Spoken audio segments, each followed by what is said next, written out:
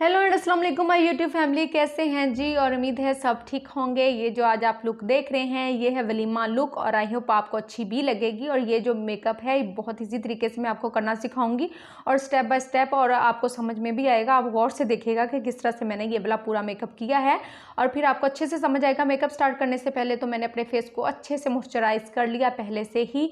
जब आप ये वाली पाउडरी फॉर्म में कोई भी बेस अप्लाई करें अपने फेस पे तो आप अच्छे से पहले से अपने फेस को अच्छे तरीके से यानी कि मॉइस्चराइज कर लें। जिनकी ड्राई स्किन है वो ज़्यादा यानी कि थोड़ा सा मॉइस्चराइज अप्लाई कर लें। और उसके बाद मैंने प्राइमर अप्लाई कर लिया।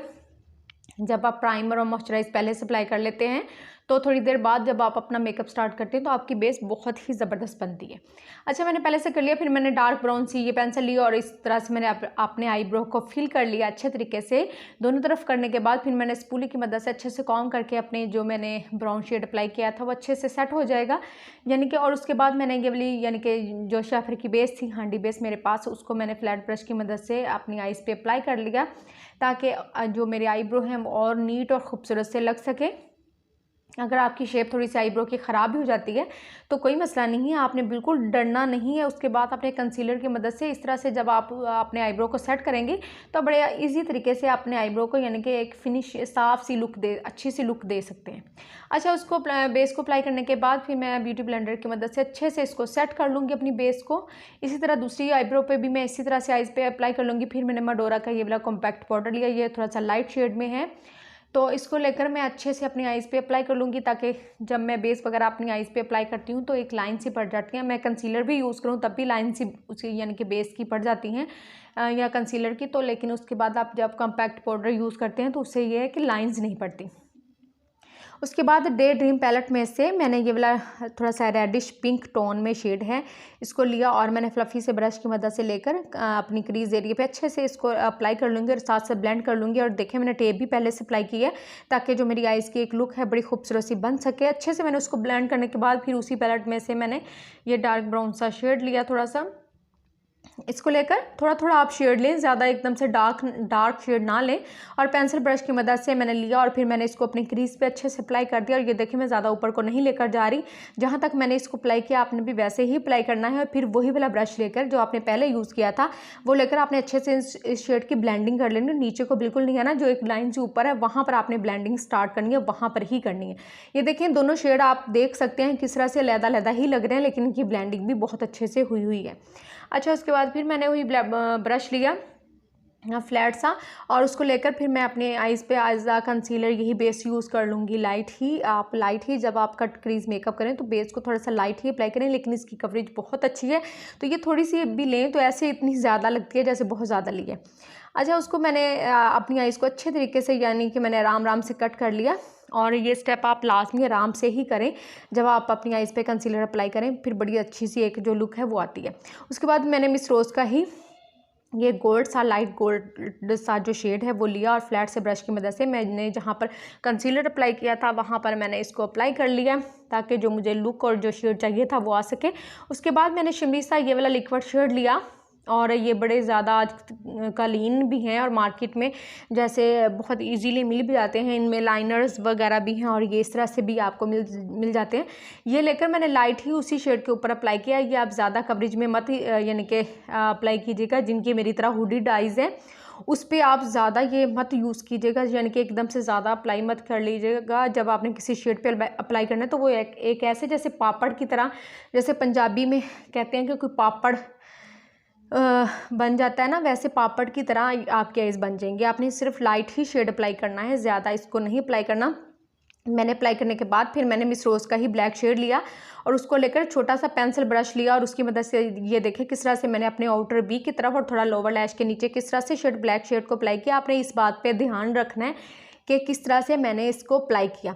अच्छा, वहाँ पर मैंने थोड़ी स्मोकी सी लुक देनी है इसलिए मैंने वहाँ पर अप्लाई किया और यानी कि इस तरह से ही फिर मैंने एक्वा का केक लाइनर लिया और इसको भी बारीक सा ही अप्लाई कर लूँगी, यानी कि ज़्यादा मोटा मुझे लाइनर अप्लाई नहीं करना। और आउट यानी कि इनर की तरफ थोड़ा सा विंग निकाल लूँगी इस तरह से। फिर मैंने टेप रिमूव कर दी। ये देखिए कितनी खूबसूरत सी लुक आई है। लाइनर भी मैंने यानी कि इसका बाहर को मैंने आउटर वी की तरफ विंग नहीं निकाला, जो मैंने ब्लैक शेड ही अप्लाई किया था उसको आपने इस तरह से अप्लाई करना है कि आपकी स्मोकी सी लुक आए और बहुत खूबसूरत आइज़ लगे।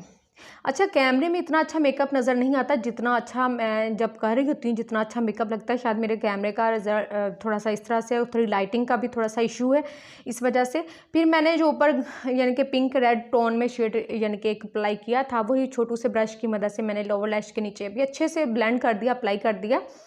फिर मैंने लैशेज़ अप्लाई कर ली। लैशेज़ भी ये बहुत ज़बरदस्त हैं, 3D की लैशेज़ हैं और इतनी ज़्यादा यानी कि एक्सपेंसिव नहीं है, थोड़ी सी लॉन्ग है, ज़्यादा थिक नहीं है। और ये देखिए कितनी खूबसूरत लगती हैं जब अपनी आइज़ पे आप अप्लाई करते हैं इन लैशेज़ को, तो बहुत ही प्यारी लगती हैं।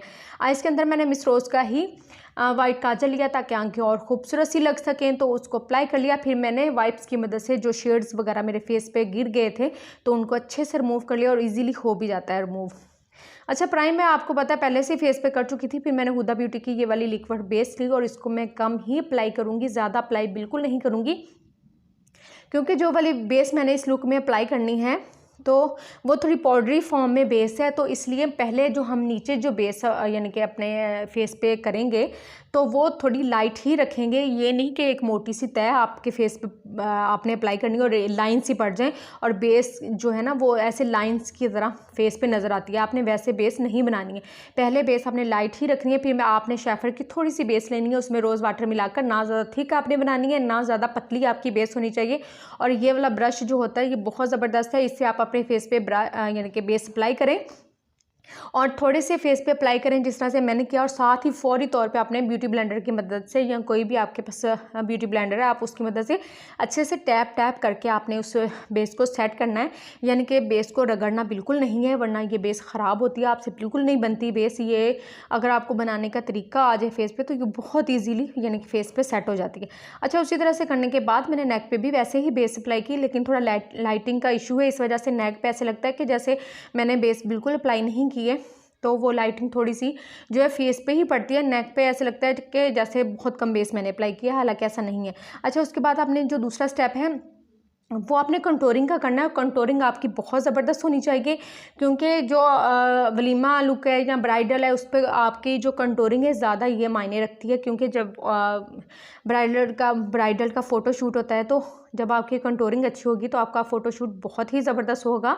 और फिर उसके बाद मैंने ब्लश ऑन अप्लाई कर लिया, देख लेना आपने किस तरह से मैंने अप्लाई किया।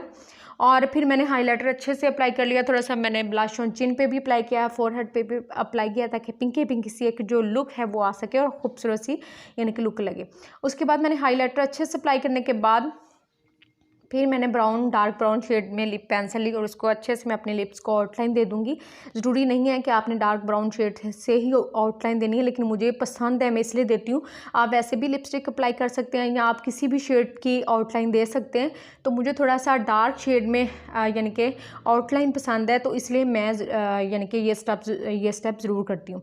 उसके बाद मैंने ये वाला पिंक सा शेड लिया और इसको लिपस्टिक का लेकर अप्लाई कर लिया, लेकिन मुझे वो शेड इतना अच्छा नहीं लगा। आपने कहना एकदम से शेड चेंज कैसे हो गया, तो मैंने क्या किया, हुदा ब्यूटी की जो लिप पेंसिल थी ऑरेंज शेड में उसको लेकर थोड़ा थोड़ा सा मैंने उसी लिपस्टिक में यानी कि अप्लाई कर दिया।